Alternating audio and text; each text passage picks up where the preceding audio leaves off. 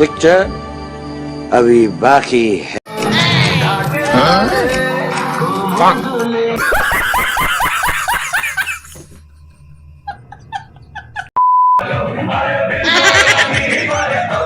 तो रुको जरा, सबर करो।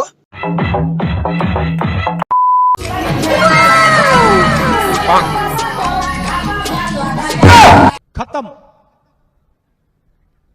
Bye bye, tata, goodbye, गया।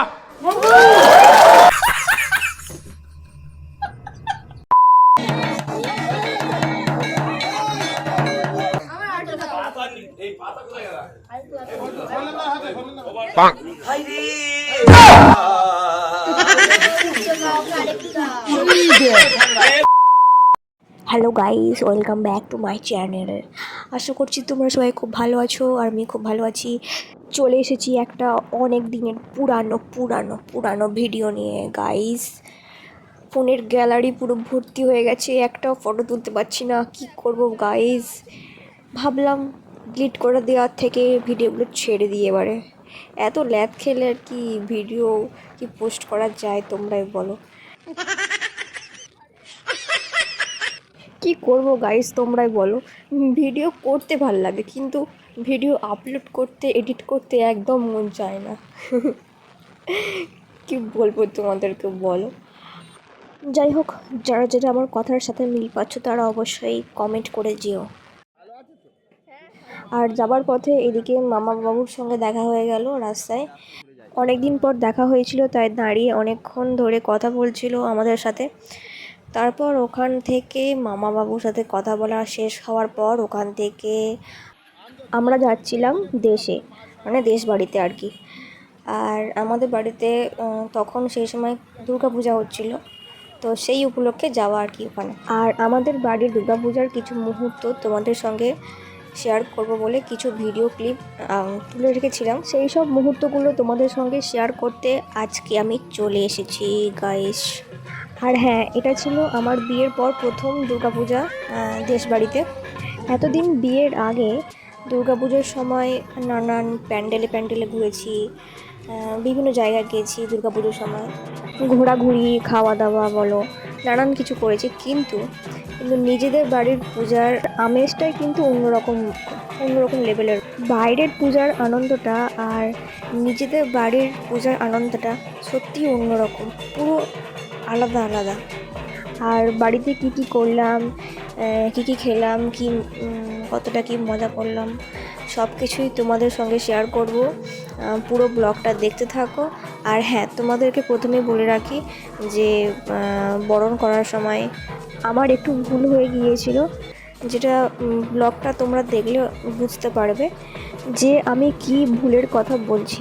তো প্রথমে বলেছিলাম না যে এটা আমার প্রথম পূজা ছিল দেশে, আর কীভাবে কি বরণ টরণ করতে হয় আমি তো ঠিক জানি না। যাই হোক, তোমরা পুরো ব্লগটা দেখতে থাকো।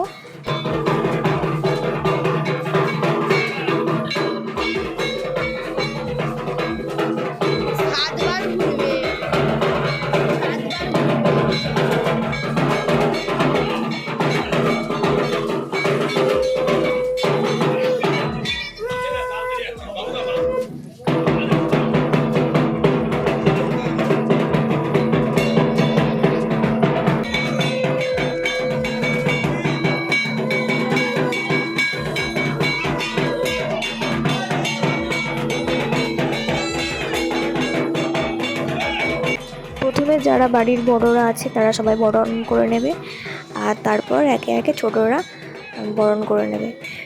তো দেখতে থাকো।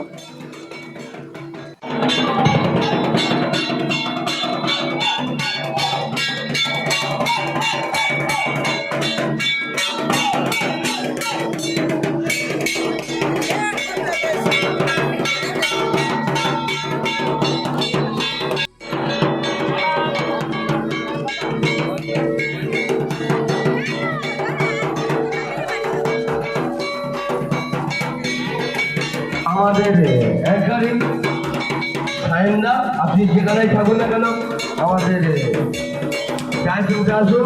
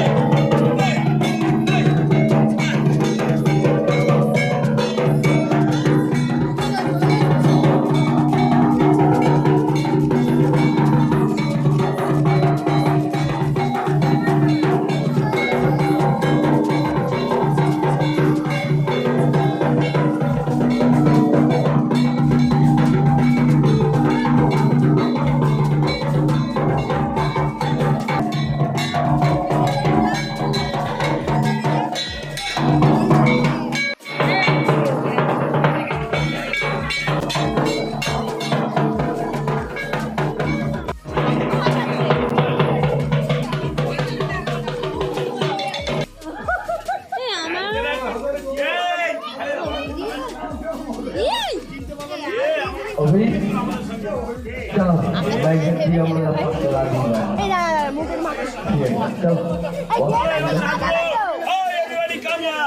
ओके ओके चलो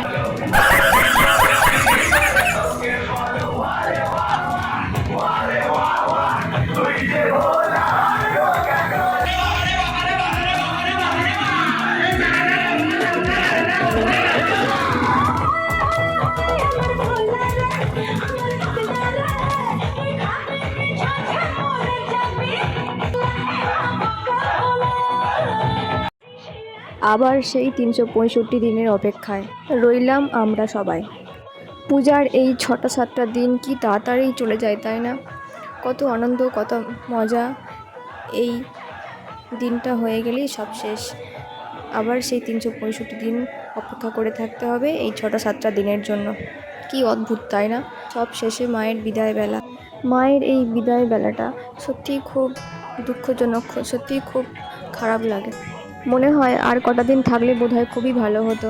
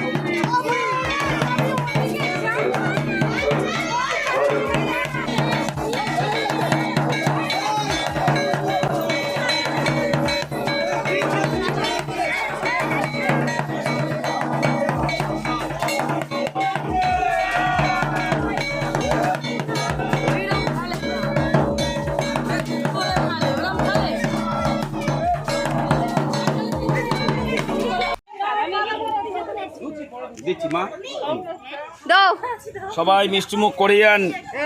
আরে মা তোর ছোড়া মারে, তুই আমার কি মারে? এই আঁকা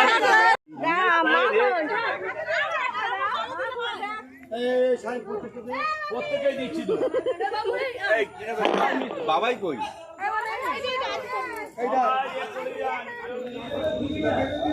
আজকে সবার খাওয়া দাওয়া এখানে।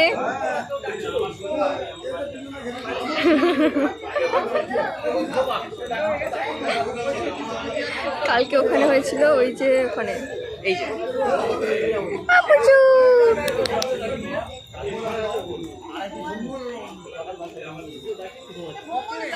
ওই তুই আমার মুখ ধুসনি? মুখ ধুয়েছিস? আমার দেখ আমরা উঠে যাচ্ছি।